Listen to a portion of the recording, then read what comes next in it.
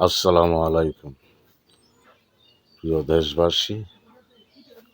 ওই জামাতের এক নেতা বক্তা না তক্তা, ওই আলেম নামের জালেম তারা আমির হামজা, সে বিএনপির তিনবারের প্রধানমন্ত্রী শহীদ প্রেসিডেন্ট জিয়াউর রহমান ও তিনবারের প্রধানমন্ত্রী বেগম খালেদা জিয়া, ওনাদের ছোট ছেলে আরাফাত রহমান কুকুর নাম নিয়ে সে ব্যঙ্গ করেছে। এই আমির হামজা জনাব তারেক রহমানের ছোট ভাইকে নিয়ে যে ব্যঙ্গ করেছে, সে বলতেছে তার নাম কুকু।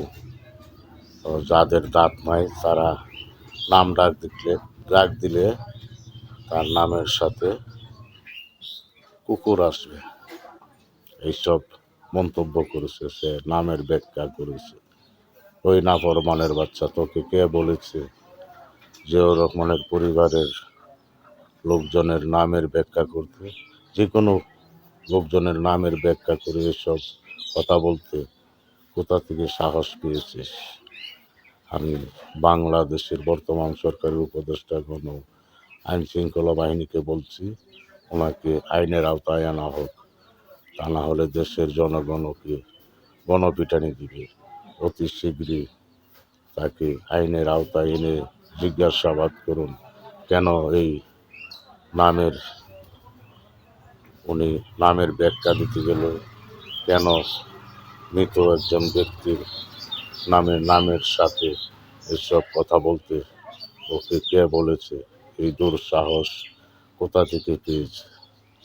বাংলাদেশ জাতীয়তাবাদী দলের চেয়ারম্যান যিনি ছিলেন জনাব আমাদের বাংলাদেশের রাষ্ট্রপতি, আমাদের প্রেসিডেন্ট জিয়াউর রহমানের দ্বিতীয় ছেলেকে সে এমন ব্যঙ্গ করে কথা বলেছে, তার এই বাংলাদেশে থাকার কোনো অধিকার নেই। এই নাফরমানরা যা খুশি তা বলে। শুধু তাই না, ওদের মুখে দাস এই আমির হামজাই বলছিল বাংলাদেশের 18 কোটি নামাজ পড়ে, যে 18 কোটি লোকজন নামাজ পড়লে যে সব হবে, জামাত শিবিরকে ভোট দিলে নাকি সেই সব হবে। ওদের বাসায় এরকম হয়েছে, ওরা নাফরমান ছাড়া আর কিছু নয়। ওদেরকে বাংলাদেশে নির্বাচন করতে দেওয়াই এই বাংলাদেশের সংবিধান মতে ভুল। ওদেরকে নির্বাচন করার জন্য বাংলাদেশে দেওয়ার কোনো প্রয়োজন নেই।